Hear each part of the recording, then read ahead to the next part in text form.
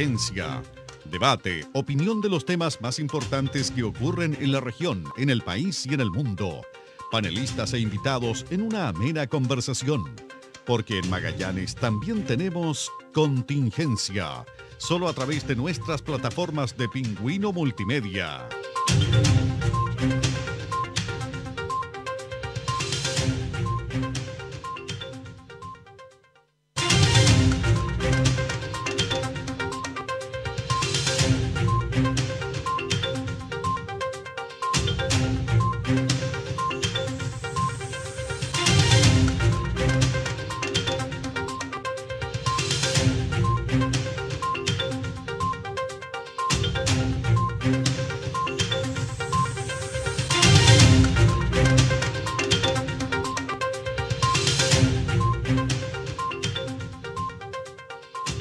¿Cómo están todos? Sean bienvenidos a esta contingencia de manera remota, de una manera virtual, atendiendo, por supuesto, las necesidades y también el sistema sanitario que tenemos que cuidarnos entre todos. La situación se está proyectando para muy buenos números, pero aún así hay que tratar de cuidarnos, de mantener las cifras en lo posible, ir disminuyéndolo, y por eso también, como ustedes ya saben, nuestras plataformas de Zoom siempre están abiertas para el programa Contingencia. Y en esta ocasión tenemos tres grandes invitados regionales, por supuesto, como es el candidato a alcalde por Convergencia Social, también concejal actualmente de la Municipalidad de Punta Arenas. Estamos hablando de Arturo Díaz. Arturo, buenos días, ¿cómo estás?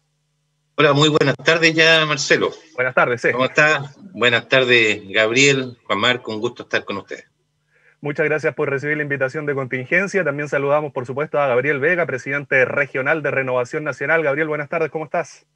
Buenas tardes, un gusto estar con Arturo, con Juan Marco, contigo, Marcelo, y acompañando a quienes estén almorzando, haciendo otras cosas en su casa, con mucho gusto.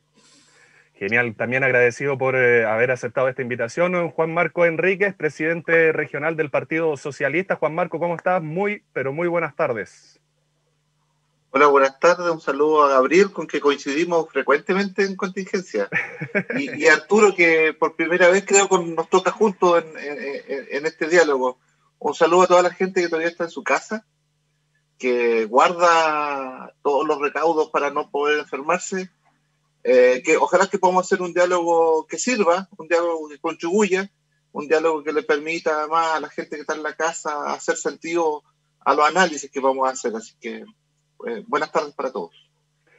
Así es, la idea, como bien dice Juan Marcos, es cuidarnos, el mantenernos en las casas dentro de lo posible. Y el primer tema que quería poner en debate, en mesa con ustedes, es la situación que se vivió durante esta semana, donde locatarios, dueños de hostales, dueños de restaurantes, gente ligada al turismo también, ya al parecer, podríamos decirlo de alguna manera, están con la soga al cuello, las deudas se están acrecentando y están pidiendo también el poder reabrir gradualmente Punta Arenas. Esto más que nada llevado por el tema de los números, lo que siempre el MinSal ha tenido en consideración para la hora de pasar a fases siguientes en el plan paso a paso, como en el caso de Punta Arenas sería pasar a la fase 2. Ya la situación en algunos casos lamentablemente ha llevado al cierre de muchas MIPES, de pequeñas y medianas empresas, donde ya definitivamente no dieron abasto económico con esta situación, esta crisis sanitaria, social y también, por supuesto, económica. Arturo, quiero partir contigo respecto a este tema, llevándote más que nada también por el lado de la petición que había hecho durante la semana también el alcalde Claudio Radonich, parafraseando lo que había indicado en su minuto el ministro Enrique París cuando dijo que las cuarentenas en extenso no eran tan efectivas. Y es una situación que ya estamos evidenciando en Punta Arenas cuando estamos a un poco más de 14 días de entrar al tercer mes de este confinamiento. ¿Cómo ha visto usted la situación en estos últimos días? Sí, bueno, planteaste varios temas. Hay que partir que lamentablemente este grupo que se manifestó el día de ayer, y no solamente ayer, sino a través de diferentes medios, llevan bastante tiempo manifestándose, ha sido uno de los grupos de trabajadores también dueños de empresas más golpeados producto de la pandemia. Lo que pasa es que las ayudas del gobierno han sido bastante focalizadas y bastante burocráticas para acceder a a su otorgamiento, y en constantes reuniones a través del Consejo Municipal, personalmente, y no solamente yo, sino también otros concejales y concejalas, le hemos planteado a diferentes autoridades, el intendente Fernández en su momento, al gobernador regional, con la intendente actual no hemos tenido la oportunidad de reunirnos, que los problemas locales tienen que tener soluciones locales. La situación en este momento de nuestra región y específicamente de nuestra comuna, Punta Arenas, es muy diferente a la que está ocurriendo en el resto del país, principalmente la capital. Y mientras todas las medidas sean tomadas con una mirada extremadamente centralista, lamentablemente no vamos a salir de esto. Lo interesante de todo este problema, de todo este proceso, es que la gente que ha manifestado tener algún tipo de inconveniente para desarrollar su actividad económica no solamente han planteado la problemática, sino también han planteado las soluciones. Gente del rubro gastronómico, por ejemplo, ha dicho, oye, nosotros podemos abrir perfectamente en un local que teníamos 15 mesas, podemos abrir con 5, nos sometemos a la fiscalización de la Seremi de Salud, en tanto a las normas sanitarias, las normas de prevención del COVID, etcétera, y lamentablemente no hay ninguna respuesta. Esto no puede ser blanco y negro en el sentido de que o tenemos cerrado o tenemos abierto como era hasta el año pasado. Tenemos que buscar medidas intermedias y esas medidas tienen que ser locales y lamentablemente no hemos visto ningún avance en esa materia, a pesar de que la intendente Jennifer Rojas, cuando asumió, dijo que su mandato como máxima autoridad de gobierno regional iba a estar hecha por eso, iba a estar mandatada por eso, en el sentido que ella había pedido, oye, tengo mal retorno, bueno, había dicho que esto iba a ser bajo las condiciones de que ella pudiera tomar decisiones locales. Lamentablemente no ha sido así. Referente al segundo punto que planteabas de las cuarentenas, obviamente que ya entrando al tercer mes de cuarentena se nota en la gente, cada vez se respeta menos. Eso es un hecho de la causa, es cuestión de salir a las calles y sobre todo ahora que el clima está mejorando bastante. Y tenemos que considerar varias cosas, aparte del problema económico, ya lo han dicho algunas autoridades expertas en el tema, lo que está aconteciendo con la salud mental de muchas personas, el encierro prolongado con nuestros niños, etcétera. Por lo tanto, insisto, aquí no se trata de terminar la cuarentena y volver a como estábamos el año pasado, o mantener la cuarentena estricta. Tenemos que buscar puntos intermedios y para eso nuestras autoridades locales, pienso yo, tienen que presentar un plan de desarrollo regional, presentarlo a las autoridades nacionales y ellos entender que nuestra realidad es diferente. Es tan simple como eso.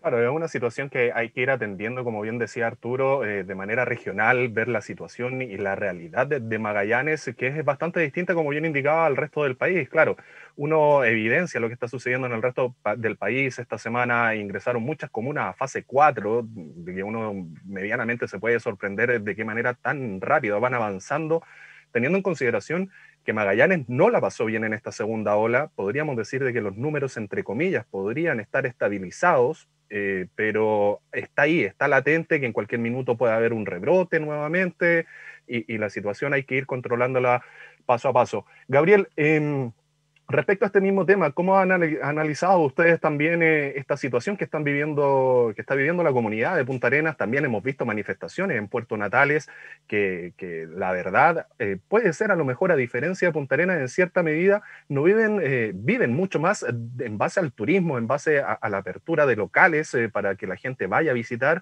más que en Punta Arenas, que a lo mejor por el hecho de ser la capital regional tenga otras alternativas, pero en sí se ha visto también bastante afectada a la gente de Puerto Natales, de Punta Arenas y de Porvenir en esta extensa cuarentena. ¿Cómo has visto tú también el análisis de esta situación? Sí, aquí es complejo el escenario, se tensionan dos puntos, el tema de la alta contagiabilidad con el desarrollo económico, o sea, finalmente cuánto me guardo para no contagiarme y cuánto dejamos de hacer como para llevar el pan a la mesa. Es algo tan importante como eso. Y si nos damos cuenta, con datos de manejo público nomás, tengo la impresión de que no hay este contagio comunitario, de que nadie se enfermó o muy pocos, o en la fila de la notaría, en el supermercado, en las elecciones. porque la gente está teniendo la distancia, mascarilla, lavado constante mano, ya lo incorporamos a nosotros. Y tengo la impresión también de que la mayor cantidad de los contagios se producen adentro de los hogares, estos clústeres familiares que si te envían a hacer la cuarentena a la casa, obviamente hay un contacto ahí, las reuniones sociales, o los contactos en el trabajo quizás, laborales. Con la cuarentena y disminuyendo esta movilidad, se reduce este contacto comunitario. Entonces yo pienso, reflexiono, si no hubiésemos tenido la cuarentena, ¿cómo nos hubiese ido? Si hubiésemos tenido contagio comunitario, ¿cuán peor hubiesen sido las cifras? Entendiendo también de que las cifras hospitalarias no son auspiciosas, de que los niveles de ocupación son bastante altos. En ese sentido entiendo la cuarentena, entiendo de que tengamos que restringirlo. Lamento mucho de que una enfermedad, un tema sanitario se haya burocratizado tanto, que finalmente depende de un clic en un papel, que por decreto se te pasen 14 días, todos estos temas se me vuelven muy complejos personalmente. No obstante, entiendo que se hacen con el espíritu de acotar la movilidad, para que no tengamos mayores contagios. Eso, por rebote, por efecto, produce lo que estamos viviendo ahora y ya una sensación de que ante la más mínima merma, baja de casos, que si tú comparas peras con peras y desde que se cambió la estrategia, efectivamente va bajando, salen las ganas propias de que podamos continuar haciendo lo que estábamos haciendo antes, de poder salir a trabajar, de poder salir a generar el pan para la mesa. Pues. Así que entiendo mucho eso y también entiendo de que el gobierno ha invertido, ya hecho programas que son de transferencia directa y miles de millones de pesos en transferencia directa como no se había hecho antes. Entiendo de que no hay que echar toda la carne a la parrilla, pero aquí hay un rubro esencial que entiendo que hay que ayudar, porque también pienso y proyecto de que dejarlos trabajar no va a ser una solución completa. Lamentablemente, o sea, por mucho de que se deje abrir el sector gastronómico, el sector hotelero, no va a haber no va a haber demanda, porque no hay turismo generándose en este momento, ni siquiera local. Así que entiendo de que la solución más óptima en este instante sería el apoyo gubernamental. Juan Marcos, en ese sentido de lo que expone Gabriel del apoyo gubernamental, hay que tener en consideración lo siguiente. Sebastián Piñera ya informó, dijo y anunció, de hecho, cuando estaba en Magallanes, que el último pago del IFE se iba a realizar a principios del mes de octubre, situación que ya se vivió. Y ahora ya no hay más ingreso familiar de emergencia, por lo menos lo que se ha visto, lo que se ha anunciado.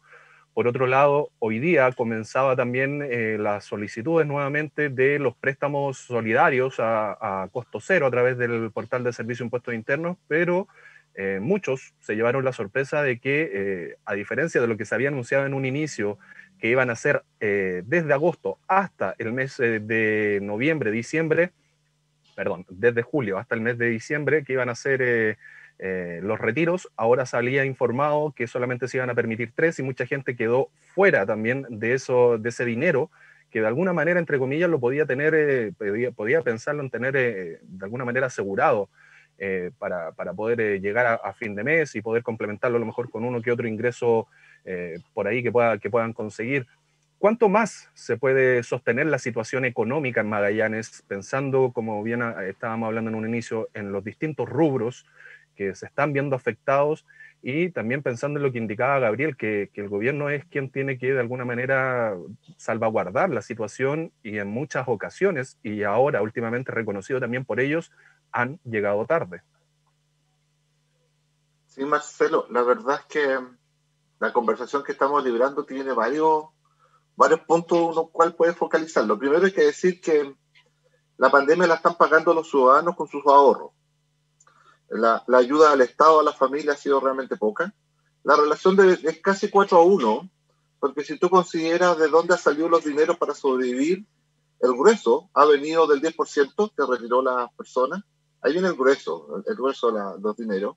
El resto ha ido a platas que también son de los ciudadanos. El fondo de cesantía, por ejemplo, es de ahí viene la protección que ha tenido la familia en términos económicos el último tiempo. Y el gasto del Estado ha sido casi un cuarto de lo que ha puesto las personas. Pero el escenario de incertidumbre económica en las familias aumenta. Se acabó ya la Fondo de Protección al Empleo, se acabó el IFE. Las personas que tuvieron finiquito entre enero, abril y mayo están recibiendo la última cuota y se acaba, ¿te fijas? Entonces el escenario económico de la familia es incierto. En el caso de las pymes, tú bien recuerdas también, se están acabando, se viene un plazo fatal. El crédito COVID a las empresas empieza a pagarse en el mes de enero, en un escenario absolutamente de incertidumbre. Abiertamente lo que vamos a tener en enero es la quiebra del resto de las empresas. Entonces, sabiendo eso ya hace bastante tiempo, llama la atención que el gobierno no haya salido a intervenir, a decir, ¿sabes qué? El Banco del Estado va a aplazar el préstamo por lo menos 6 meses más, o en un escenario en que se pueda realmente pagar. Porque ese crédito que ha servido para hacer la bicicleta realmente, y hasta ahí nomás, dos o tres vueltas en bicicleta, ¿te fijas? Se ha sumado a que abiertamente hemos creado cesantía en muchos rubros. La relación probablemente debe ser que se han perdido el 80% los empleos en esos puestos, sector gastronómico y turismo, y eso es irrecuperable. Pero yo quiero darle una vuelta al tema que fue la pregunta original, porque yo he visto con preocupación, y el Partido Socialista lo ha dicho estos últimos días, el comportamiento de las autoridades. A raíz del legítimo descontento de la ciudadanía de la situación económica que vive producto de la pandemia, hemos visto un cuestionamiento a la cuarentena y que lamentablemente, yo no sé si un afán populista o responsable, han seguido y han fomentado también el alcalde y la intendenta. Preocupo esto porque hay que decir una cosa y en esta cosa no hay que perderse, y creo que Gabriel iba en esa línea. La cuarentena es la única medida efectiva que tenemos para controlar la tasa de contagio. Y en eso ninguna autoridad puede perderse. Yo sé que muchas veces intentan ser más populares, pero yo creo que hay que apoyar la posición que ha tenido con claridad el Ceremi de Salud cuando salió inmediatamente a contradecir al alcalde y al intendente. Hoy día no tenemos otra medida efectiva por algunas cosas que la ciudadanía debe saber. Hoy día no tenemos vacuna, eso ya se sabe. Hoy día no tenemos tratamiento para esta enfermedad, eso también se sabe. Pero quizás la gente no maneja, y algunas autoridades en algún momento del liceo han intentado decir, mira, podemos seguir la línea de la inmunidad de rebaño. Eso hoy día está demostrado que es imposible. Hoy día ya está demostrado que tenemos casos de recontagio, y son altos. Está demostrado que la inmunidad que genera la primera enfermedad, de ese brote que tuvimos en marzo, abril, mayo, no te genera inmunidad por mucho tiempo, y la inmunidad apenas alcanza entre un rango de 3 a 6 meses, no más. De hecho es tanto que ya no te permiten donar sangre al 5.º mes para el ejercicio de inyectar plasma, porque está demostrado que no presenta anticuerpos esa sangre. Entonces la única herramienta que nos va quedando realmente son dos. La cuarentena, una cuarentena efectiva, porque abiertamente desde agosto yo creo que todos tenemos que coincidir que no hemos tenido cuarentena en la ciudad de Punta Arenas. Ha sido un ejercicio light en que 2/3 de la fuerza laboral está yendo a trabajar con permisos irregulares probablemente, o en jerga popular conejiendo, que están sacándose los controles, viendo por dónde pasar, te fijas, para llegar a un punto de destino.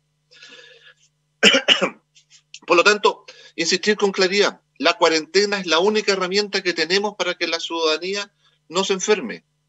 Y obviamente el buen uso de los elementos de protección personal. A propósito del doctor Santander, creo que teníamos en algún momento que dijo que esto, y creó la tesis de que teníamos un virus raro. La verdad es que yo creo que todos coincidimos, yo creo que lo dije en este mismo programa, que el problema había sido el mal uso de elementos de protección personal, ¿te fijas? Y la gente tiene que entender. Entonces, volvemos a insistir algo que hemos dicho reiteradamente desde la oposición. Falta una campaña comunicacional donde todos tengamos claro el rol que tenemos que jugar. Hemos dicho y hemos insistido muchas veces que de esta salimos todos, pero la verdad es que nunca se ha educado a la población para decir que en ese todos tenemos responsabilidades distintas. Entonces, acá no había un apoyo, por ejemplo, escuchaba, no sé, a Gabriel o Arturo que decía, acá viene un problema que tiene relación con dónde nos estamos contagiando. Todos estamos claros que este brote nace de algunas empresas en forma focalizada, donde había mal uso de implementos de protección personal, donde todavía no existe ningún apoyo para trabajar en ambientes cerrados, que abiertamente es la posibilidad de contagio. Se ha dicho que esto es un contagio en el seno de la familia, ¿te fijas? Claro, pero esa persona viene contagiada desde afuera de la familia. Entonces, viene desde el lugar de su trabajo. Entonces, ahí hay que avanzar enormemente. Pero mira, diciendo que la cuarentena es abiertamente la única herramienta efectiva que tenemos, aquí hay que ver también el tema de las responsabilidades. Acá nos mandaron a cuarentena en el mes de agosto sin ninguna condición para irnos a cuarentena. Y las estadísticas estaban todas. Ya estábamos con una población golpeada económicamente. Si uno hace el símil, en Santiago las canastas demoraron una semana en llegar a las familias. O sea, en anunciarse, porque demoraron mucho más en llegar. En Punta Arenas no hemos tenido ninguna de ese tipo de ayuda. Sabíamos que el sector gastronómico ya estaba, no sé, 5 meses cuando entramos en cuarentena, con condiciones paupérrimas, lo mismo el sector turismo. No ha habido ni una ayuda efectiva realmente hacia allá, ninguna, porque el crédito finalmente hay que pagarlo en enero. Entonces, yo creo que acá vamos a salir. Yo difiero que los índices están malos, porque yo creo que cuando la autoridad, el alcalde, el otro día dice, no, podemos salir en forma, una reapertura programada, gradual. Yo creo que cuando dice eso, estábamos teniendo 4 aeroevacuaciones ese día. Cuando dice eso, habían fallecido 3 personas por COVID. Cuando dijo eso, la UCI estaba llena ese día y sigue llena todos los días con una serie de consultas. Y hoy día tenemos, lamentablemente, 22 personas en la UCI intubadas. Entonces, esa es la realidad concreta de salud de Punta Arenas. Por lo tanto, el llamado que uno tiene que hacer, Marcelo, en esto, es a no perderse. Acá hay que ser responsable de lo que uno dice y hay que orientar a la población. Lamentablemente, esta cuarentena se hizo mal, se hizo con ninguna medida apropiada, ni en términos sanitarios, ni en términos económicos y de salud mental, porque es una preocupación real. En eso coincidimos todos. Una cuarentena prolongada genera efectos negativos. Por lo tanto, el aprendizaje que tenemos que tener de ahora es que vamos a salir. Yo creo que en 2 o 3 semanas más vamos a salir de esta cuarentena, en las condiciones que estamos, que no es una cuarentena efectiva, pero está declarada así. Pero es un aprendizaje y vamos a hacer un llamado profundo seguramente y vamos a tener que concordar todas las fuerzas políticas a ponernos de acuerdo. Que en este escenario lo más probable es que en algún momento tengamos otro brote importante. Y para ese brote importante, todo el mundo, organizaciones sociales, vecinales, gremiales, el mundo político, las autoridades, tenemos que ponernos de acuerdo para que este episodio no vuelva a repetirse como la misma circunstancia que lo estamos viviendo ahora. Por las familias que han tenido una incertidumbre económica enorme y por aquellas familias que han vivido la angustia de perder sus familiares o verlos gravemente enfermos, que no se puede volver a repetir. Así que el trabajo es importante, hay que planificarlo. Aquí ha faltado planificación y adelantarse con un aprendizaje sobre los datos a lo que viene. Arturo, en base a lo mismo que planteaba Juan Marco, el tema de las cifras, por supuesto, todos saben, también eres funcionario del SAMU, también ves día a día cómo está la situación en los traslados, han sido partícipes de las aeroevacuaciones, por supuesto, y un pilar fundamental también en la ayuda de la pandemia del COVID. ¿Cómo se le puede de alguna manera llamar a la calma a la gente que ya está desesperada? Como bien indicaba, el IFE se acabó, Juan Marco también recordaba, comienza ahora en 2 meses más a pagarse las cuotas de los préstamos para las pequeñas y medianas empresas, el rubro gastronómico también está colapsado, a eso hay que sumarle, por ejemplo, los taxistas básicos, que también se movilizaron antes de ayer, y ellos mismos decían, el bono que había ofrecido el gobierno a nosotros no nos ha llegado. Entonces, ¿cómo se le puede llamar a la calma a la gente que necesita salir a trabajar, que necesita salir a generar recursos? Y que también sabemos todos que Punta Arenas, en gran parte también, tiene este trabajo informal, donde la gente muchas veces trabaja por el día para llegar con algo de lucas a sus casas. ¿Cómo se le puede llamar a la calma a esa gente que es la que la está pasando realmente bastante mal en el rubro económico, en el lado económico? Porque en el lado social y también familiar, como decía Juan Marcos, son todas las familias magallánicas quienes la están pasando mal. Mira, Marcelo, al respecto, personalmente creo que yo no soy la persona indicada para llamar a la calma, porque no hay condiciones de calma, y ese es un hecho objetivo de la causa que hemos analizado ya latamente con Gabriel, Juan Marco, también tú has analizado algo de tu opinión en el sentido que no están dadas las condiciones, uno, sanitarias, estamos claros todos en eso, y quizás la única divergencia que tenemos un poco con Juan Marco es en el sentido de que yo sí creo que tenemos que abrir, no sé si abrir es la palabra, pero modificar esta cuarentena total parcialmente para dar tranquilidad en la parte económica. Aquí lamentablemente ha faltado mucha participación y como Consejo Municipal piensa que después de 6 meses de pandemia tuvimos el primer contacto con la Seremi de Salud saliente, Mariela Rojas, no nos había querido recibir, sí hay que ser bastante franco y decir que con el actual Seremi sí hemos tenido las puertas abiertas y muchas de nuestras propuestas han sido escuchadas. Del Consejo Municipal nació, por ejemplo, la idea de incluir a estudiantes de carreras de la salud en lo que son funciones de trazabilidad, se obtenían beneficios por todos lados. Por un lado, ellos avanzaban en su carrera, obtenían algún tipo de remuneración y se aumentaba también esto tan importante. Entonces, cómo llamar a la calma es bastante difícil. Y hay mucha gente que todavía no entiende este cambio de estrategia a nivel de la serenidad local en el sentido de... Esperamos un ratito, un problema local. Serafín, por favor, tranquilo. Mi perrito, disculpe. En el sentido que hace 2 o 3 semanas, no, 2 semanas, teníamos 300 casos, 280 casos, y bruscamente bajan a 70. Hay mucha gente que dice, oye, pero si hemos bajado a un 20, un 25% de lo que teníamos, pero en este momento no se están testeando los contactos estrechos y tampoco se dan como confirmados positivos. Entonces uno dice, bueno, lo más probable es que si uno le tomara el examen a los contactos estrechos, estas cifras se mantendrían iguales. Yo comparto total, absolutamente lo que dice Juan Marco, bueno, lo hemos deslizado todo en el sentido de la posibilidad de un rebrote importante en Magallanes en las próximas semanas o de aquí un mes, un par de meses, considerando lo que está pasando en Inglaterra, en Francia. En Francia ayer tuvieron 900 casos. O sea, incluso batieron el récord del mayor número de contagios diarios de la primera ola. Y eso es bastante decidor al respecto. Cuando Gabriel hablaba de comparar peras con peras, manzanas con manzanas, lamentablemente ya perdimos ese parámetro de comparación. Aquí en Magallanes ya no lo podemos hacer, porque la tabla de comparación era la cantidad de personas contagiadas, que incluían todos los PCR positivos, que eran los pacientes infectados, más sus contactos estrechos, y al sacar los contactos estrechos, que son los que tienen el mayor índice de contagio, lamentablemente ya no podemos aventurar cuál es la cifra real. Y el indicador que uno puede utilizar, y ahí me pongo un poco la camiseta de trabajador de la salud, es la apreciación laboral, visual que uno tiene de cómo está congestionado el hospital. Y bueno, fuera de cámaras, yo les comentaba a ustedes hace un rato que estoy muerto de sueño porque tuve el turno de noche, anoche, valga la redundancia, y la verdad es que el número de traslados y pacientes graves por COVID no ha disminuido.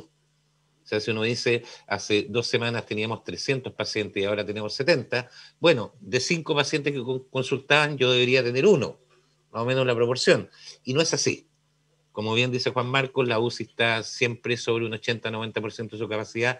Hace 2 o 3 días se hizo la evacuación nuevamente de 4 pacientes, está falleciendo gente, por lo tanto, eso no se condice con la cifra. Ayer tuve la oportunidad de trasladar pacientes que se han agravado en residencias sanitarias y no ha disminuido la ocupación de estas, todo lo contrario, ha aumentado. Por lo tanto, llamar a la calma es difícil mientras no se tomen las medidas correctas, las medidas sanitarias y sobre todo las medidas económicas, que pienso que estamos todos de acuerdo en el sentido que han sido insuficientes, extremadamente burocráticas, y la plata se dio a nosotros mismos y no del Estado. Yo siempre hago el símil cómo veo el Estado. El Estado yo lo veo como la gran casa en que habitamos todos. Y si nosotros en nuestra casa, en nuestra familia, tenemos un miembro de nuestra familia que tiene una enfermedad grave, ¿qué es lo que hacemos? Si tenemos auto, vendemos el auto, pedimos un préstamo, nos encarillamos, ponemos la salud sobre todas las otras prioridades. Y eso yo creo que es lo que le falta al gobierno. Y sin ir ahondando, y quizás después vamos a ahondar en otras problemáticas que han habido la última semana, en que vemos que el Estado de Chile condona deudas de miles de millones de pesos a grandes empresarios, a empresas, etcétera, siendo que se quiere querellar en contra de los trabajadores del sector público que, por una falla de sistema del gobierno, accedieron a un bono de 500.000 pesos diciendo que no lo necesitaban. Ahí uno siempre dice, oye, quizás probablemente hay una persona que es funcionario público que no ha perdido su trabajo, pero sí un miembro de su familia, por lo tanto el ingreso familiar sí se ha visto disminuido. Y yo tuve la oportunidad de estar en mi lugar de trabajo con algunos compañeros que hicieron durante esos días esta solicitud. Y yo lo vi ahí presencial, era siguiente, usted ha sido beneficiado con el bono, aceptar, punto. Ese es el delito que incluso algunos personajes de derecha, o yo diría extrema derecha acá de Magallanes, han planteado la posibilidad de publicar el listado de nombres de estos sinvergüenzas, porque así le dijeron, y que se establezcan los sumarios sanitarios para echar a estos 400.000 funcionarios públicos de Chile que accedieron a este beneficio de 500.000 pesos, mientras, por otro lado, vemos que el Servicio de Impuestos Internos condona deudas de miles de millones, incluso una cuestión tan ridícula para pagar abogados a delincuentes que se defendieron del Estado por haberle robado al Estado. O sea, es como que yo ahora, si hubiera accedido a este bono de 500.000 pesos, pague abogado y después le diga al Estado de Chile, oye, ¿sabe? Y ya, está bien, yo lo estafé, pero yo tuve que contratar abogados para defenderme de usted, así que ahora usted me da platita para que yo le pague a mis abogados.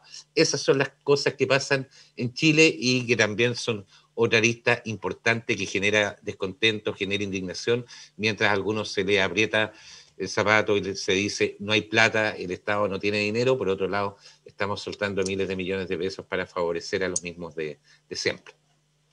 Y a eso, como bien indica Arturo, hay que sumarle en las últimas horas el informe de Contraloría que detectó 1.300 millones de desvíos en viáticos y viajes del ejército. Nuevamente, el ejército aparece también desfalcando al Estado de alguna u otra manera y bien como dice Arturo, y de hecho lo planteé la semana pasada, el Estado va contra la ciudadanía, pero no va contra los grandes empresarios.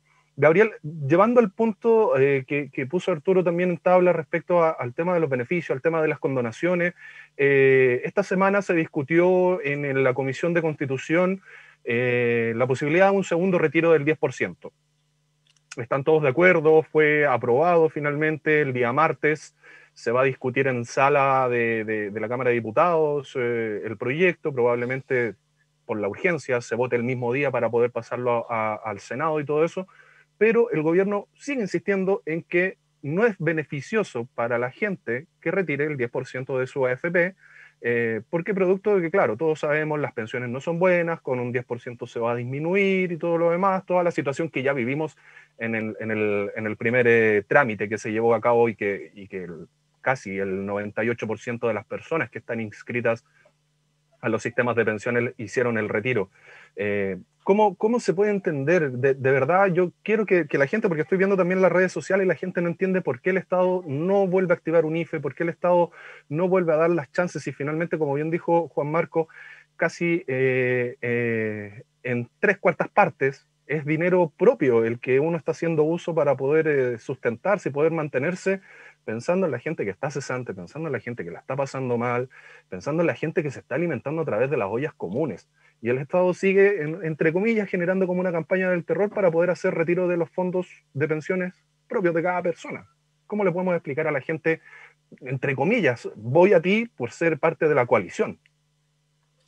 Sí, miren, es que a lo menos cuando Renovación Nacional propone ciertas situaciones, muchas veces nos hemos encontrado con que no hay recursos para ello.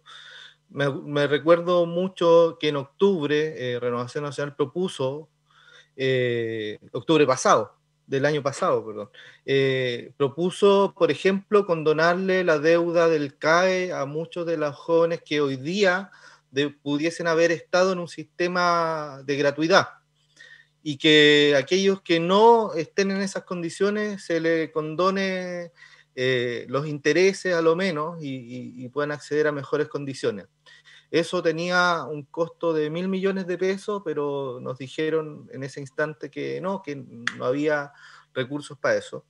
Y de repente tú te vas dando cuenta que de repente hay recursos para eso, y cambiando el escenario a lo grave que estamos hoy, hay que echar mano a los recursos para satisfacer estas necesidades.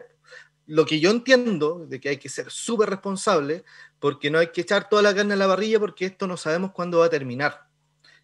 Creo que muchos de nosotros pensamos, cuando se accedió a un crédito, cuando se accedió a un bono o cuando se accedió al propio 10%, de que íbamos a necesitarlo por una única vez y esperando de que no tengamos que volver a echarle mano a lo mismo. Ahora mis convicciones siguen intactas con respecto al 10% que en la primera entrega. Yo no soy muy partidario de este Estado que te dice, como la mamá que guardó el queque en el refrigerador y te dice no te lo comáis hasta las 11, porque es para las 11 y no te lo comáis al tiro. Yo creo que cada individuo puede tomar la determinación de acceder a sus propios recursos cuando lo necesita. Yo, viendo mi propia situación, me siento a lo menos un adulto joven que puede seguir trabajando mucho tiempo, y lo que tengo en mi AFP me vendría muy bien en este instante. Pudiese tomar la determinación de poder acceder a parte de ello, tal como lo hice la primera vez, pero no sé si estén todos en la misma situación. La realidad, lo que nos dice con razón el gobierno, es que efectivamente esta medida no va a ayudar a los que más lo necesitan, porque aquellos que más lo necesitan ya no tienen cuenta en su AFP, ya no tienen capital en su cuenta individual. Entonces, con ellos hay que hacer un tratamiento especial, una puerta estatal de ayuda que continúe con las ayudas que ya se ha tenido acceso, pero para el resto que no estamos en esta condición, quizás pudiese ser bastante beneficioso, así que sigo con la misma posición, defendiendo el derecho a propiedad sobre los recursos creados. Ojalá el gobierno no insista en estas posiciones, siendo de que ya lo permitió una vez sin haberlo declarado inconstitucional. Y también sirve para la mayor recaudación fiscal mientras todos estemos utilizando estos recursos. Pero entiendo de que la urgencia merita, para hacer síntesis, de la inversión fiscal, ya sea mediante deuda o fondos soberanos que se tengan. Es el momento, porque estamos en la situación gravísima, con la responsabilidad de no echar toda la carne en la parrilla, porque esto va a ser de más largo aliento. Hay que ser previsor en eso. Y para tocar otro punto de lo que se está hablando, muy cortito, yo, más allá de abrir o no reabrir la región, yo he visto un avance importante en lo que se considera rubro ese, porque antes era sanitario y netamente alimentación. Pero como estamos en una ciudad con fuertes vientos, nos dimos cuenta que, claro, poner vidrios también es un rubro esencial, po. Y después nos dimos cuenta de que las peluquerías posiblemente, o quizás hasta la jardinería, no tenía mayor riesgo, y por temas sanitarios, de roedores o insectos, también se vuelve esencial. Y que efectivamente algunos que se dedicaban a vender otras cosas, ahora venden abarrotes, alimentos, y se mantienen abiertos. Y mira, también ayuda a que la gente no vaya a comprar a los mismos lugares y se aglomere en los mismos lugares. Yo veo que se está abriendo esto, porque vi que el otro día se autorizó a los fleteros, por ejemplo. Claro, es un rubro esencial, po. Entonces ahí hay que empezar a estudiar y abrir ciertos sectores que no tienen sentido que sigan cerrados por el bajo riesgo, bajo ciertas condiciones, y también ampliar lo que consideramos especial, ampliar un poco que esto de un rubro esencial. Yo por ahí estudiaría alguna medida más flexible sin terminar esta limitación a circular, porque finalmente sería muy riesgoso en el escenario actual agregar una variable de contagio comunitario. Eso sí que sería desastroso, eso es lo que hay que evitar. Marcos, antes de pasar a otro tema, en algún minuto también yo recuerdo, mientras estaba José Fernández como intendente, se había presentado una alternativa paralela a la cuarentena, que era adelantar el toque de queda, como también se vive en algún minuto, por ejemplo, en Isla de Pascua, donde ellos no estuvieron en cuarentena, pero sí su toque de queda, por ejemplo, comenzaba a las 5 de la tarde, hasta las 5 de la mañana del día siguiente. ¿Crees que ese podría ser alguna medida efectiva para poder, entre comillas, reabrir la ciudad de Punta Arenas y la gente pueda volver a trabajar, pensando a lo mejor en, no sé, el toque de queda comience a las 5 de la tarde, por ejemplo? Sí, la verdad es que el caso de la Pascua es distinto. Lo que se hizo fue cerrar Isla de Pascua. No ingresó nadie más para poder controlar el brote ahí. Y lo que se hizo es, sí, limitar la movilidad en ese primer brote, porque estamos hablando del ejemplo del primer brote en Isla de Pascua.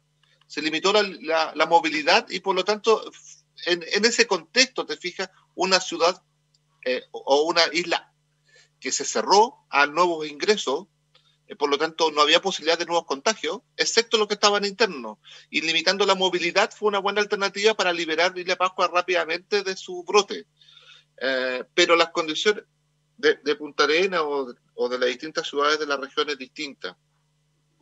Yo insisto, mira, nosotros vamos a terminar con las mismas condiciones que estamos esta cuarentena.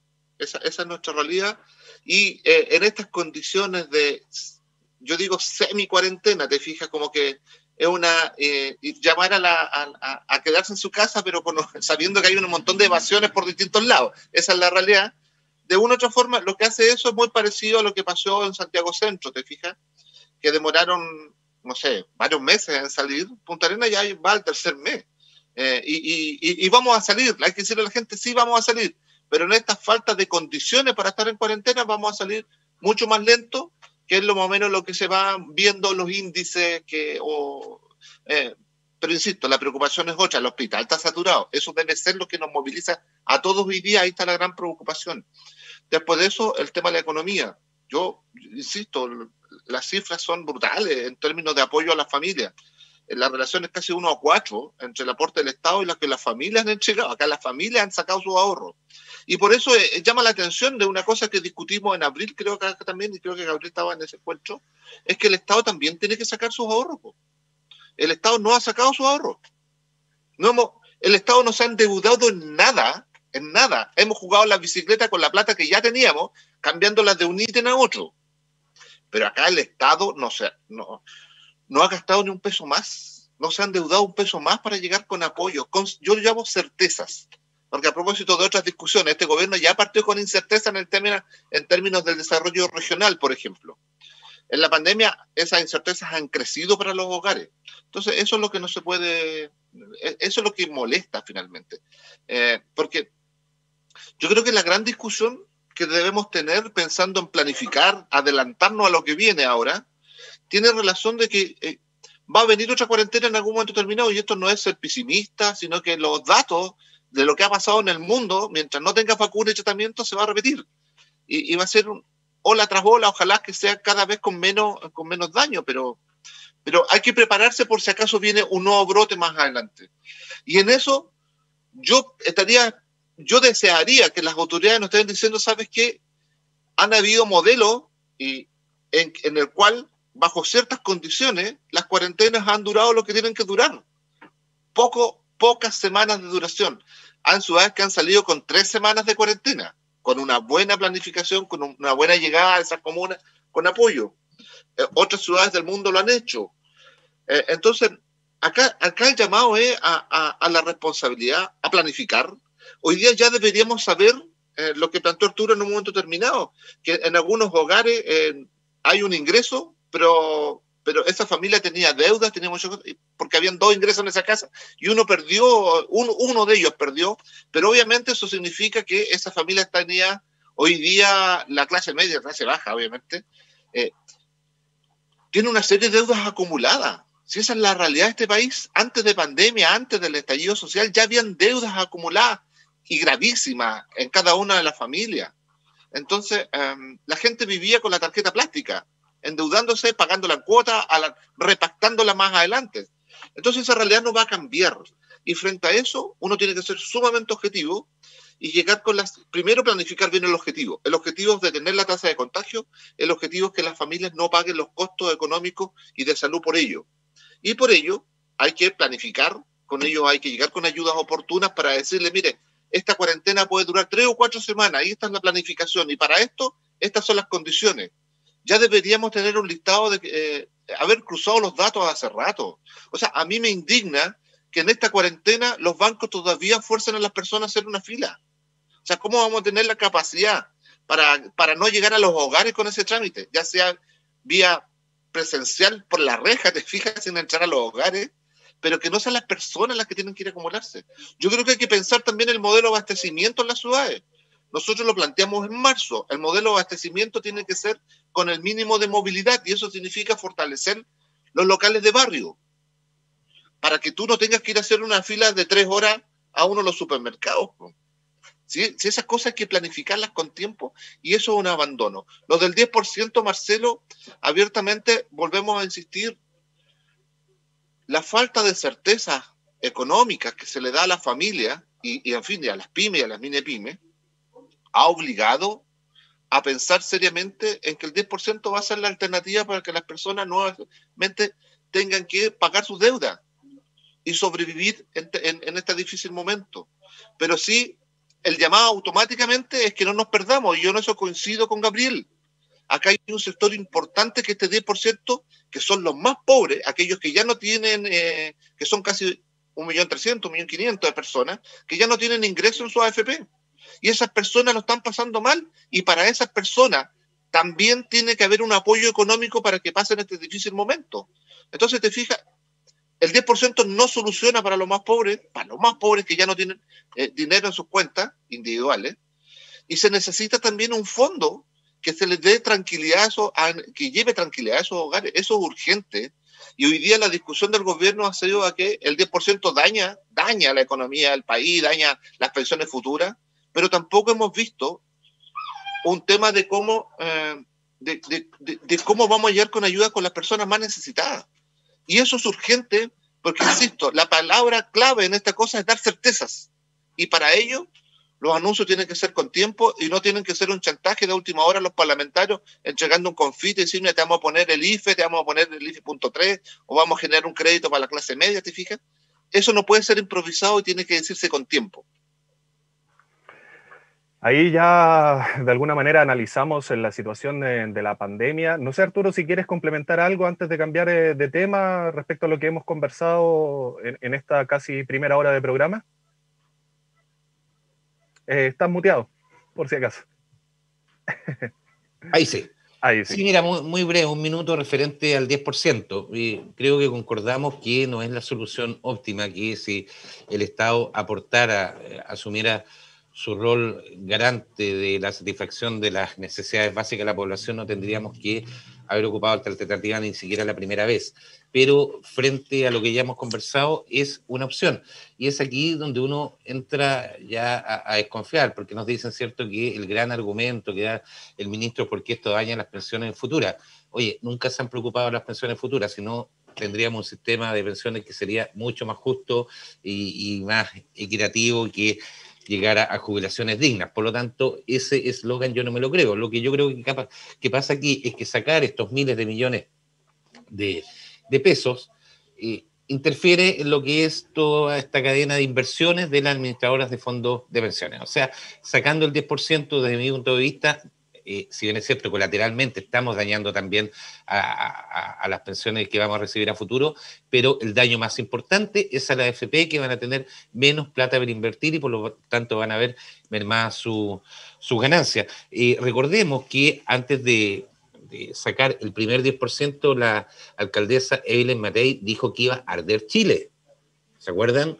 y yo no vi arder Chile. Y el ministro de Economía dijo que esto iba a provocar una recesión, una depresión económica profunda, y a los 2-3 días después de que se hizo efectivo el retiro, dijo que esto había sido una inyección, una reactivación a la economía local. Por lo tanto, ahí cuando se instala la desconfianza, los cambios de discurso, un mismo ministro que en una semana diga que el 10% nos iba a llevar al hoyo económico como país y después diga que sirvió para reactivar la economía, indudablemente que uno no puede confiar. Insisto, es una medida que yo creo que a nadie le puede gustar, a nadie. A ningún chileno o chilena le gusta decir, oye, voy a sacar la plata de mis ahorros para mi vejez para solventar este momento. Pero lamentablemente cuando no hay otra alternativa es la más válida. Eso no va a ser así es. Yo quería saber rápidamente si alguno de ustedes tres, cuando hizo el retiro de su 10%, hizo el juego de ver con cuánto dinero se queda y si ha actualizado esa parrilla para saber cuánto dinero hay. Porque, por ejemplo, yo lo hice, yo no tenía mucho dinero, pero ya recuperé lo que yo retiré del 10% a través de las ganancias de los fondos de pensión. Entonces, a lo mejor también a mucha gente que quedó con un resto también pudo recuperar de cierta manera, porque también en algún minuto dijeron, no, que al retirar el 10%, los fondos de pensiones se van a ir al suelo, el fondo A, el fondo B, el fondo C, el fondo D, el fondo E, van a disminuir y la gente va a perder aún más dinero. Pero, al parecer, como bien dijo Arturo, lo que dijo Lucas Palacio en una semana, la semana siguiente lo agradeció y aparecer ahora ya esto ya no es tema por lo menos. Esperemos sí que el proyecto pueda avanzar por el bien de la comunidad. Ahora quiero pasar al siguiente tema, ya entrando a lo que nos compete de acá hasta el mes de abril. Estamos hablando de los procesos eleccionarios. Está Arturo Díaz, quien ya está como candidato a la alcaldía de Punta Arenas por Convergencia. Juan Marcos, a través del Partido Socialista, ya proclamó también a Pablo Bucenius. Tenemos unas elecciones que llegan en un par de semanas más de primarias de gobernador regional, donde se va a definir entre el doctor Flies y Juan Miranda, quien va a ir como candidato a gobernador regional. Y hace poco también tuvimos por el lado del PPD una definición, por decirlo de alguna manera, algo extraña, entre Claudia Barrientos y Verónica Aguilar para definir también quién iba como candidata por el Partido por la Democracia a alcaldesa, situación que finalmente se resolvió en que Claudia Barrientos en elecciones internas iba a quedar como candidata, a la falta, por supuesto, de ratificación a nivel nacional, pero en esa instancia de ratificación nacional se conoció durante la semana también presiones por parte de políticos, directamente el senador Carlos Bianchi, a nivel de Guido Girardi, para que intervenga a través del PPD para darle la posición de candidata a la alcaldía a Verónica Aguilar, quien en la interna había perdido, por supuesto, esta candidatura. El PPD se ha visto bastante afectado por todo lo que corresponde a decisiones centralistas y que de alguna u otra manera, por lo menos, en otros partidos a nivel regional, lo hemos visto con Convergencia, que en algún minuto Arturo presidía y ahora por su candidatura debió salir, Juan Marco con la presidencia de Partido Socialista, Gabriel Vega con la presidencia de Renovación Nacional, que no se ve de cierta manera en los partidos de ustedes una presión muy centralista para definir ciertos cargos o directamente intervenciones regionalistas para, por ejemplo, presionar en base a posibles candidaturas voy a tirar el nombre, por ejemplo, de Mauricio Daza, un abogado que es de Santiago y que quieren llevarlo a Magallanes para que sea constituyente. Por lo menos no se ha evidenciado en ustedes, en los partidos que ustedes representan, ese tipo de presiones.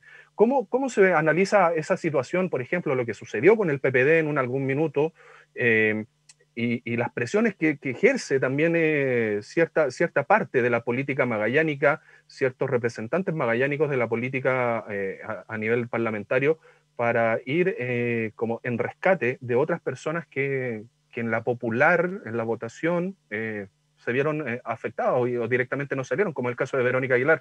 No sé quién quiera partir en esta situación. Gabriel, ¿te parece?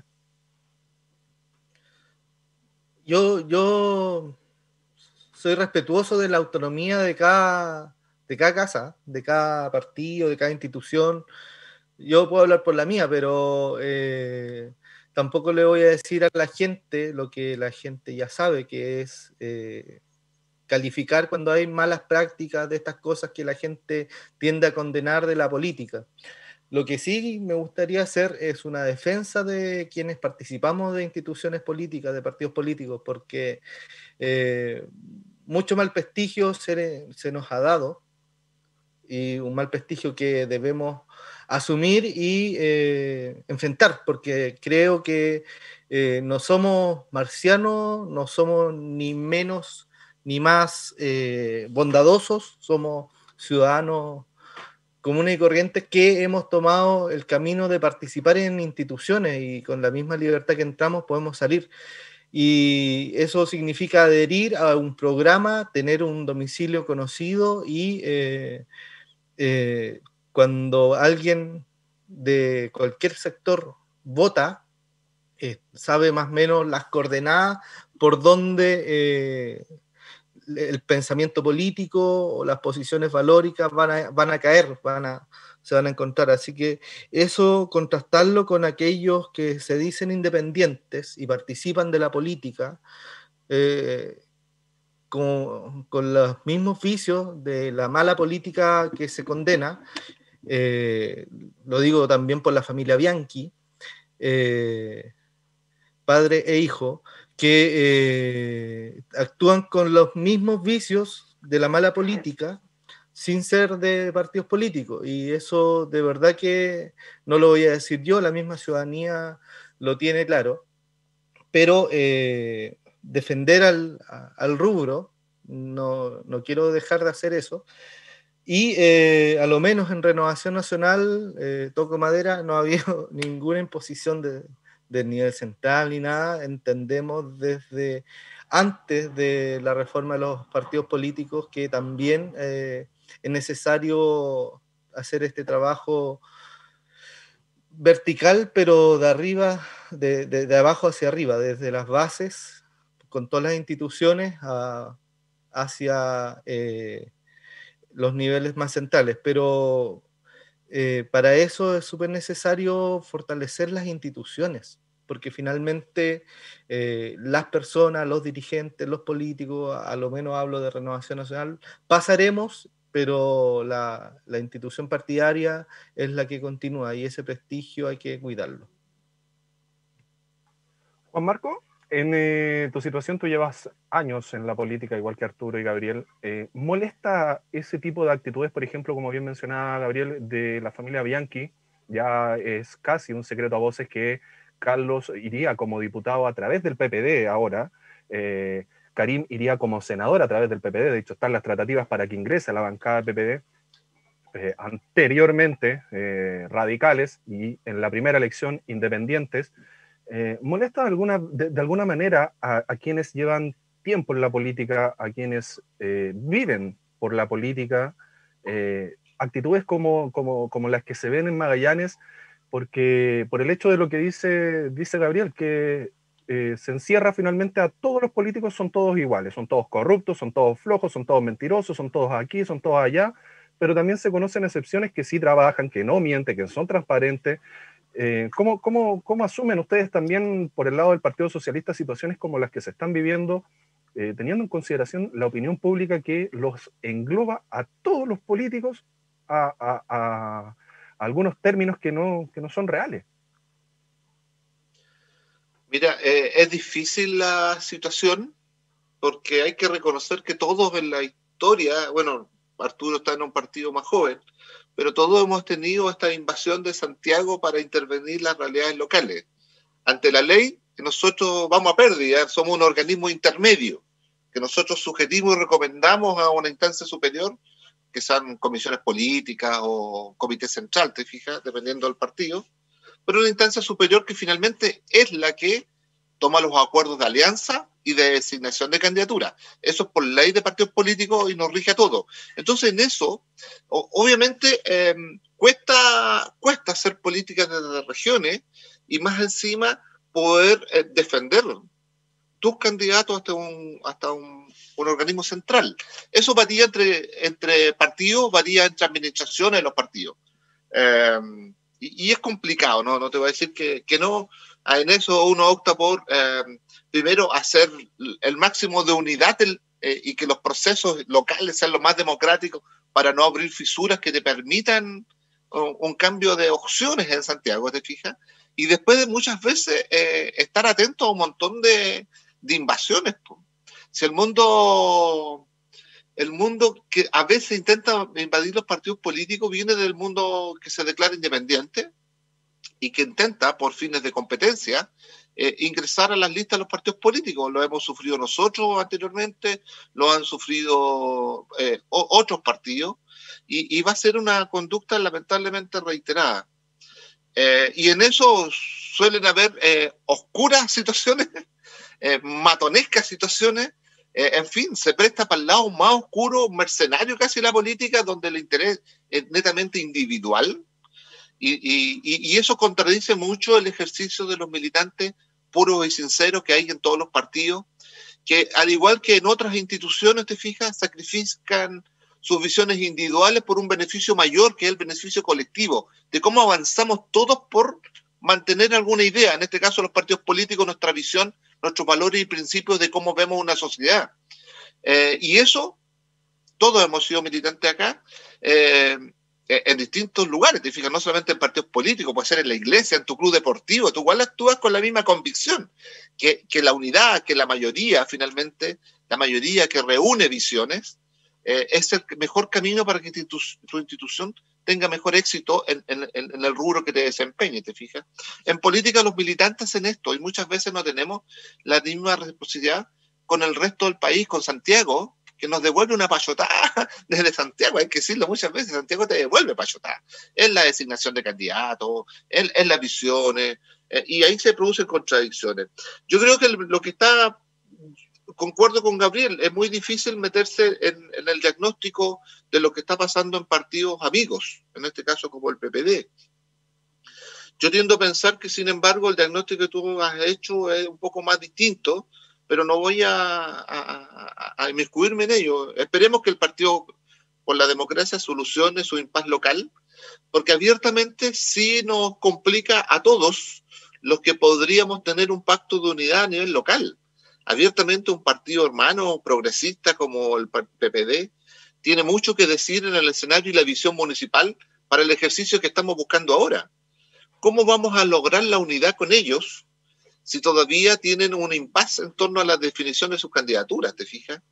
Y el escenario de una consulta ciudadana, cuál sea el mecanismo por el cual la oposición resuelva, en este caso particular, cómo vamos a tener candidatos de unidad en la oposición, en la comuna de Punta Arenas, obviamente el impasse que ellos tienen nos perjudica a todos. Eso es complejo.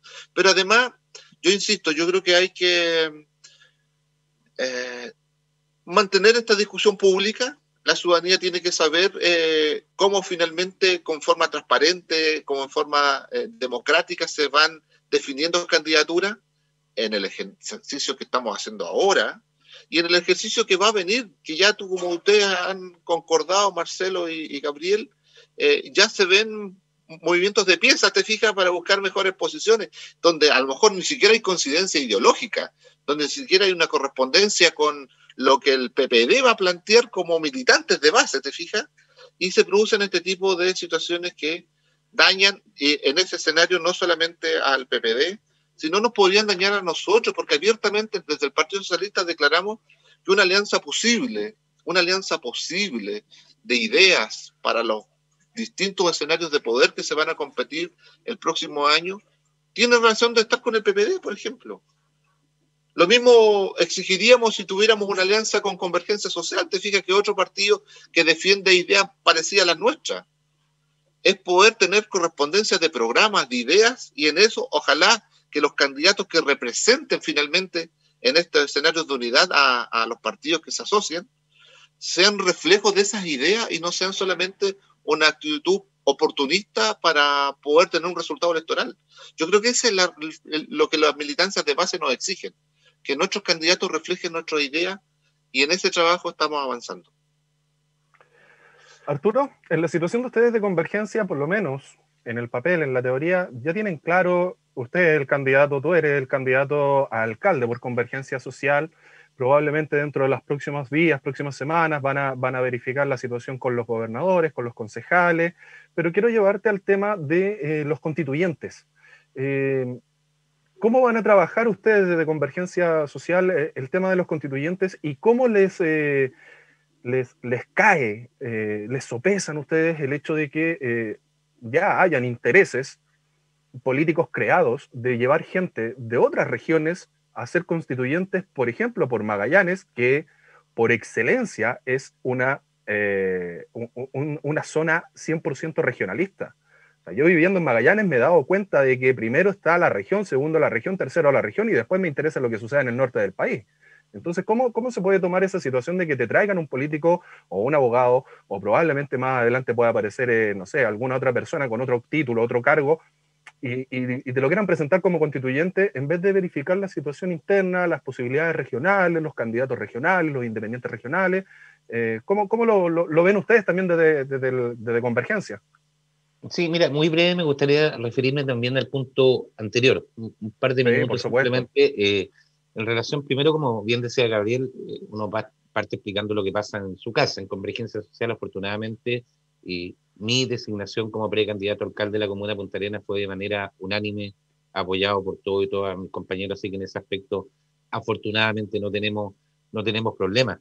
Tú dijiste una frase, Marcelo, que la encontré muy cierta. Dijiste, al pasar, las personas que viven por la política. Dijiste por la política, y eso me gustó mucho porque yo creo y me identifico con las personas que ven en la política una actividad transformadora, que, desde mi punto de vista, tiene dos vías de acción en nuestro país. Por un lado está la movilización y la presión social, y por otro lado lo que hemos entrado al mundo institucional, que en este momento está muy desprestigiado, como decía Gabriel, porque está muy de moda ser independiente. Hay gente que hasta hace un año militaba en partidos políticos y eran militantes activos, y en este momento se declaran totalmente independientes y apartidistas. Y referente a lo que decías de lo que está ocurriendo en el PPD, es lamentable. Yo creo que ahí ellos y ellas tienen que explicar qué es lo que está ocurriendo, porque, como bien decía Juan Marcos, estamos en conversaciones para tener alianzas, pero yo le agregaría una sola cosa a lo que mencionó Juan Marco, porque él mencionó, ¿cierto?, lo que es una alianza programática con un proyecto claro de comuna, pero nosotros le agregamos muy fuerte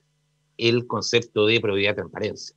Y ahí, de repente, una u otra candidatura del PPD no nos da lo mismo. Estoy hablando como candidato o precandidato a alcalde de Convergencia Social. Y aquí el llamado también es la comunidad, porque uno lee las encuestas y lo que tiene más cansado a la gente de la actividad política es la eternización en los cargos. Estamos claros en eso. O sea, toda la gente le molesta que haya gente que está 15, 20, 25 años metido en un cargo. El nepotismo. Y aquí en Magallanes tenemos, pero la parejita clara que demuestra eso, y aún así hay gente que, a pesar de estar en contra, sigue apoyando. Yo creo que llegó el momento de que cambiemos el accionar político local y nacional, y estos conceptos que se hacen latentes en las encuestas, de una vez por todas, se manifiesten en la urna. Y yo creo que esto va a pasar con el voto juvenil, que aumentó considerablemente, y esperamos que en tiempos de no pandemia las votaciones aumenten. Y esta utilización de los partidos políticos, y lo digo abiertamente, y los partidos políticos que se prestan para esa utilización, pasó con el Partido Radical, está pasando con el PPD en este momento, solamente deslegitima la actividad política, porque estoy seguro, algunas de estas personas que están negociando con el PPD para presentarse en sus cupos, pregúntale cuáles son los principios fundamentales ideológicos del PPD, y te aseguro que no tienen idea.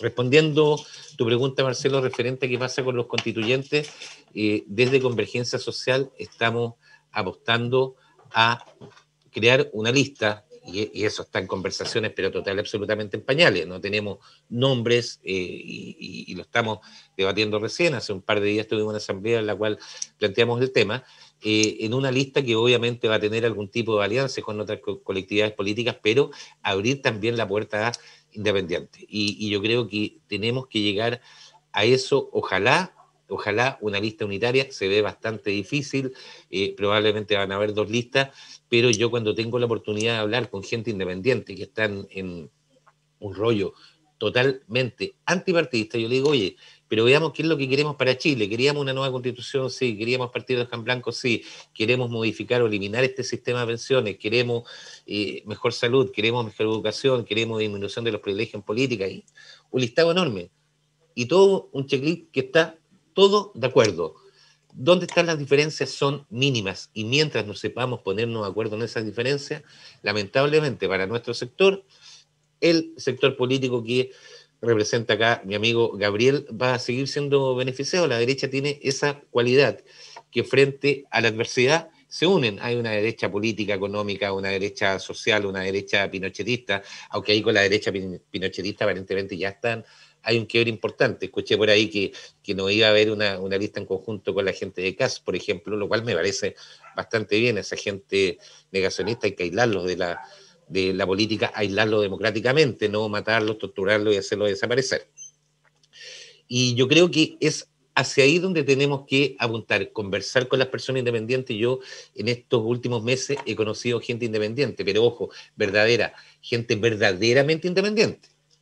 Gente joven que prácticamente nació políticamente con el estallido social, tiene la película muy clara, son muy transparentes y obviamente tenemos un 90% de puntos de acuerdo, por lo tanto yo encontraría hasta un subsidio político de repente competir. Así que yo hago el llamado, utilizo las cámaras de Pingüino Multimedia para, con todas las personas independientes que piensan similar a nosotros, sentarnos a conversar. Tenemos que conversar, tenemos que ver qué proyecto de país queremos y en base a eso tirar lineamientos en conjunto. Ahora, referente a la imposición de candidatos desde el norte del país, personalmente yo nunca he estado de acuerdo. Es más, Marcelo, yo te cuento, yo compartí militancia con Juan Marcos en la década de los 80, en la Juventud Socialista. De hecho, hace un ratito habló de los militantes puros y sinceros y me hizo acordar del himno. Y una de las razones que me llevó a salir de la militancia del PS fue que ya me molestó, fue, y tú recordarás, Juan Marcos, cuando en las primeras elecciones parlamentarias nuestra candidata como Juventud Socialista era Nelda Panicucci, y de repente llegó la orden de Santiago de que el candidato era Rolando Calderón, que tenía muchos méritos, pero nadie lo conocía más allá de los libros que hablaban que había sido un gran luchador en dictadura. Entonces, esas cosas yo creo que desmotivan. Aquí en Punta Arenas, en Magallanes, porque las elecciones son por la región, tenemos mucha gente muy capaz, muy capaz. Y esta farandulización también del proceso constituyente, que la doctora Cordero, que no sé quién, no, nosotros no podemos caer en eso. No podemos caer en eso y creo que tenemos de más para armar una lista de 6 representantes regionales que piensen similar a nosotros y no importar gente del norte del país. Eso simplemente. Gabriel, analizando la situación de los constituyentes, ¿qué características debería tener alguien que quiera ser constituyente por Renovación Nacional, apoyados por Renovación Nacional o pro Renovación Nacional, pensando por ejemplo en los independientes? ¿Cuáles son las características que debe cumplir, aparte por supuesto de tratar de coincidir en los lineamientos que tiene Renovación Nacional, que son bastante claros, lo mismo Partido Socialista, lo mismo Convergencia Social, pero pensando, como bien decía Arturo, en el mundo apolítico? No creo que exista el apolítico, porque todos de alguna u otra manera hacemos política en algún minuto del día, pero que no se siente como identificado, como representado por los partidos políticos, pero que sí tienen varios puntos en coincidencia. En Renovación Nacional en todo el país siempre nos hemos vanagloriado de los resultados electorales y siempre hemos dicho que somos el partido más grande de Chile. A pesar de esta disociación de la ciudadanía con la política, siempre nos va bien a Renovación Nacional en las encuestas comparado con los otros partidos. Y nosotros siempre hemos querido basarnos en eso para confirmar las confianzas con la ciudadanía. Parte de eso fue el rol que hizo Mario Desbordes, tendiendo los puentes en aquel 15 de noviembre cuando se firma este acuerdo.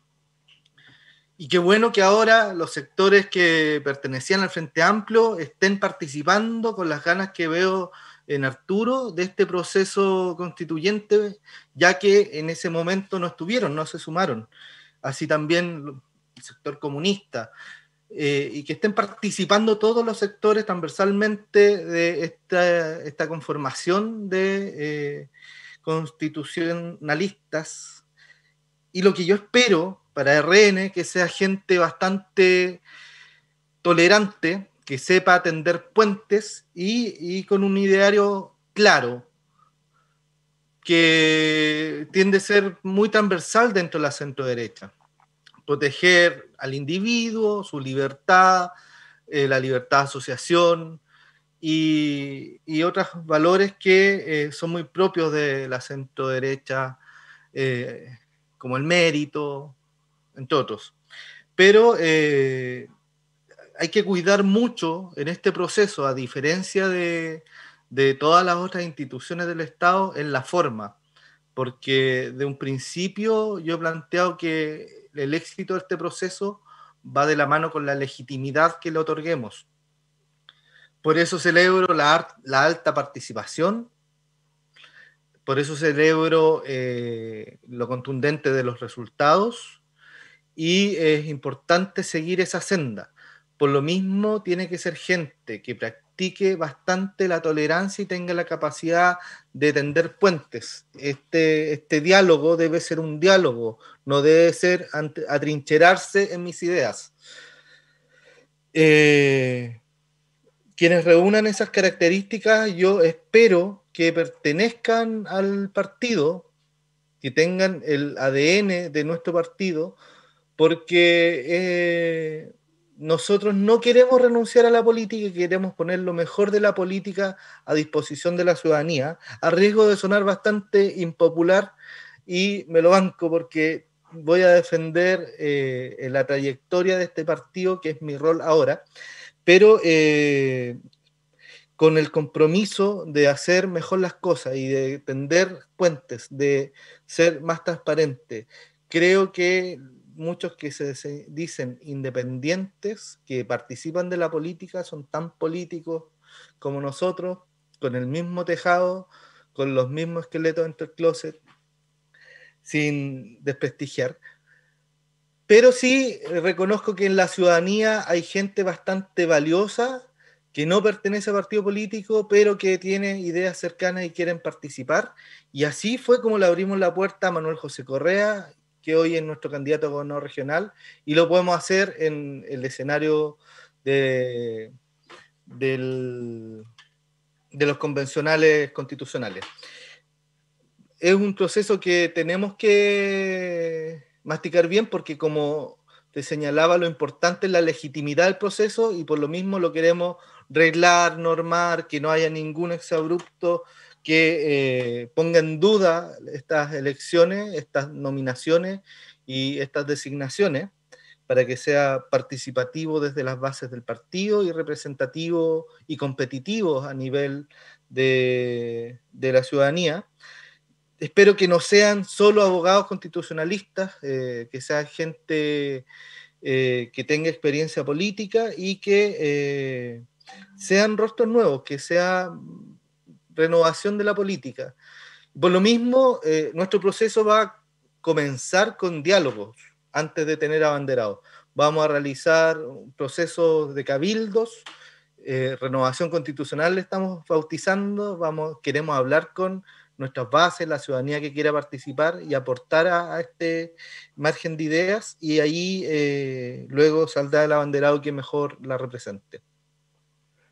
Juan Marcos, ya se sabe que Magallanes, por distrito, va a tener 3 representantes en la Convención Constitucional. Aún está en veremos cuántos representantes de pueblos originarios van a corresponder también ser otorgados a la región. Pero mi tema es el siguiente. Haciendo un poco de una suposición onírica de la política, Magallanes, vuelvo a insistir, es por sí sola la región más regionalista que existe en el país. Pero, ¿cómo se va a poder defender, por ejemplo, para los representantes que lleve finalmente Magallanes, estos 3 representantes más lo de los pueblos originarios, situaciones que se puedan ser parte de la Constitución desde un punto de vista, por ejemplo, del Partido Socialista, de un punto de vista de Renovación Nacional, de Convergencia Social, de la UDI, del Partido Comunista, del Partido Ecologista, de los radicales, del PPD. ¿No se han puesto a pensar en algún minuto el poder ir todos como conglomerados políticos en base a 3 candidaturas que representen a lo mejor más que los ideales de los partidos, las necesidades de la nueva constitución? Sí, en eso estamos. Esa es la discusión que estamos teniendo en estos momentos con distintas colectividades que somos de oposición. Primero, plantear de que el 80% que tuvo la opción apruebo y convención constitucional es bastante heterogénea en términos de origen, de casa, de ideas, de postura frente al proceso que se viene. Por lo tanto, la primera obligación es hacernos cargo de esa diversidad y poder tratar de aunar criterios. Lo importante es que se ha manifestado la ciudadanía y ha entregado un mandato que quiere una nueva constitución, quiere que esa constitución sea solidaria, quiere que sea garantista de derechos, te fijas, que garantista del bienestar de los ciudadanos. Y el compromiso que nos queda al resto es tratar de interpretar ese 80% y ofrecer las alternativas que correspondan, ojalá en una única lista. Se ve un poco difícil, y hay que decirlo hoy día, porque abiertamente han aparecido distintos enfoques y miradas para tratar de arrogarse ese 80%. Yo creo que eso primero es el primer problema que tenemos. He visto con preocupación a algunos dirigentes ex militantes de partidos que hablan a nombre de ese 80% hoy día como diciendo que ellos son los representantes de la calle. Y eso preocupa. Te preocupa porque abiertamente, y lo digo acá, eso es un aprovechamiento político para tener mejores resultados y llevar sus intereses personales a este. Lo importante acá, yo creo que la ciudadanía entregó un mandato, que quiere cambios, que esos cambios sean profundos y que esos cambios sean de cara a la ciudadanía. Abiertamente nosotros sí creemos que hay una crítica no a la política como hizo Gabriel, yo creo que hay a la forma como que se desarrolla esa política y a los actores políticos, hay que decirlo con claridad. Yo creo que ahí está el gran cuestionamiento y abiertamente los desafíos son importantes. Nosotros vamos a seguir haciendo diálogos urgentes para poder tener ojalá una lista. Hay que decir que de acuerdo a cómo fue redactada la ley, en realidad son 6 los cupos en listas, si se van listas son 6 los cupos. Hubo una pequeña diferencia al redactarse la ley y no se deja exactamente el sistema de elección de diputados por distrito, sino se puede permitir el doble de candidatos, o sea, van a ser 6 las listas. Y nosotros esperemos que, en términos matemáticos, hay que decirlo también, porque ¿cómo representamos ese 80%? Abiertamente una sola lista podría representar eso de mejor forma, y el llamado a ponernos de acuerdo con todas las organizaciones sociales, que están levantando listas, a todos los partidos políticos y ojalá un mundo independiente que también puede tener ganas de concursar a ponernos de acuerdo a ver si tenemos una sola lista. En la idea fuerzas que hemos representado, yo insisto, acá hay ideas fuerzas que representar una nueva constitución, una forma de ver la sociedad que yo creo que se ha expresado a través de la demanda ciudadana.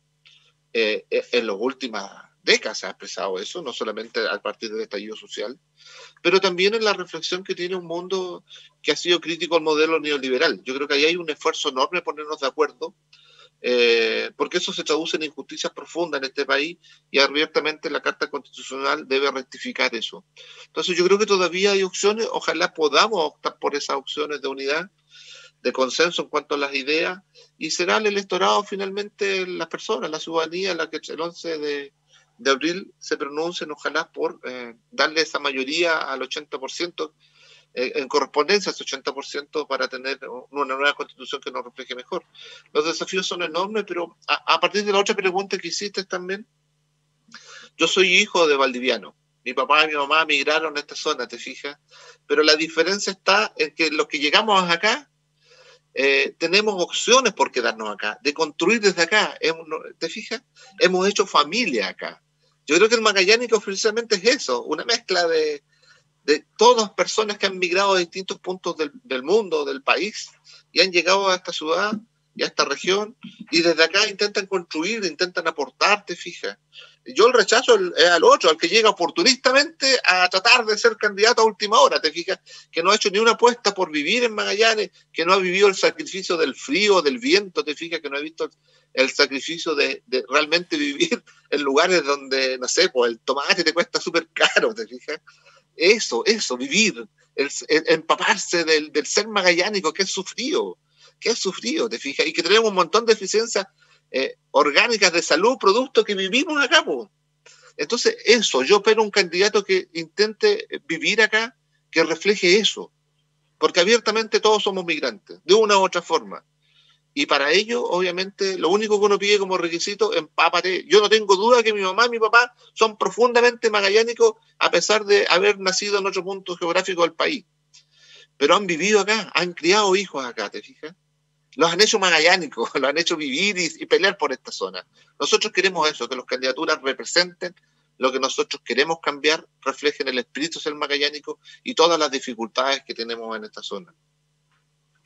Ya son las 2 de la tarde. Arturo, Gabriel, Juan Marcos, los invito a palabras al cierre que denomino poder englobar alguna idea que haya quedado dando vuelta antes de finalizar el programa. Arturo, parto con usted.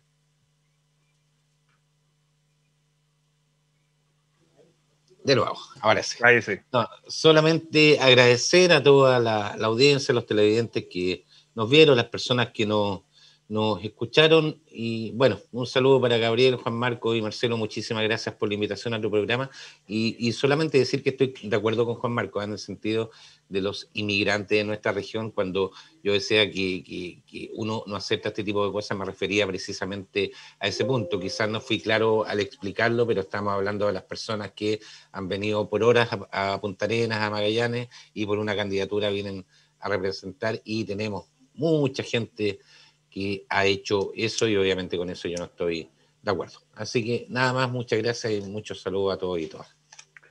Gabriel, su turno de palabras al cierre acá en Contingencia.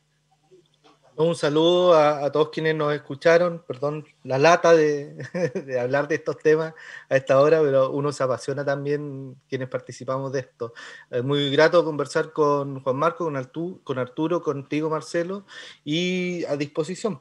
Esperemos que estos procesos que estamos viviendo nos marquen para bien y cuidarlos. Juan Marco, también usted, sus palabras al cierre, si quieres englobar alguna idea que haya quedado dando vueltas. No, mira, las personas juzgan finalmente lo que nosotros hemos dicho el día de hoy. Yo, sin embargo, quiero tomarme estos 30 segundos para transmitir la pena al Partido Socialista, al Partido Margarita Sánchez esta semana, una gran mujer que tuvo que vivir el presidio de su marido en algún momento determinado y la renegación después, y bancar la familia. A nombre de ella, seguramente muchas mujeres se sienten representadas por lo que pasamos muchas familias magallánicas el año 73. Lamentablemente esta semana partió, una tristeza, un saludo a la familia Vera Sánchez, y además porque enluta el barrio Ibáñez, donde yo me tocó criar. Yo nací entre la Ibáñez y la Pingüino, te fijas, entonces jugué toda la vida la pelota por Ibáñez.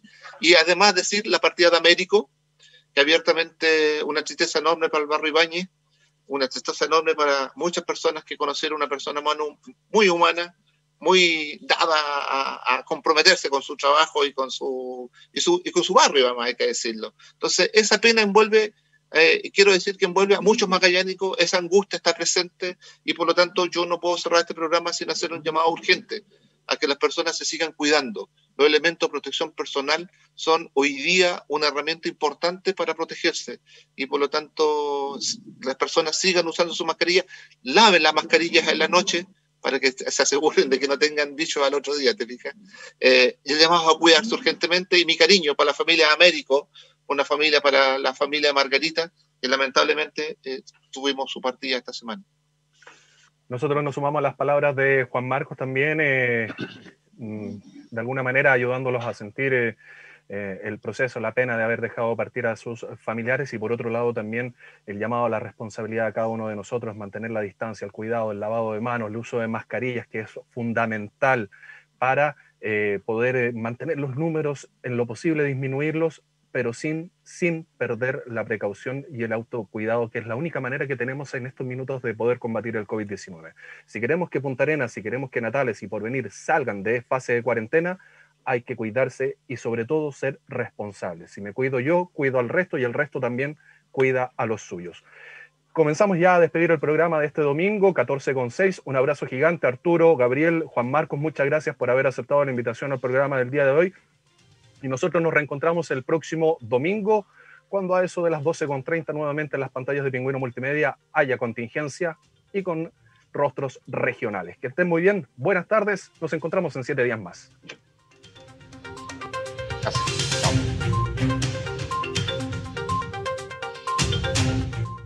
Pingüino Multimedia presentó Contingencia, debate, opinión de los temas más importantes. En 7 días más volveremos a tener una amena conversación, porque en Magallanes también tenemos Contingencia en todas nuestras plataformas de Pingüino Multimedia.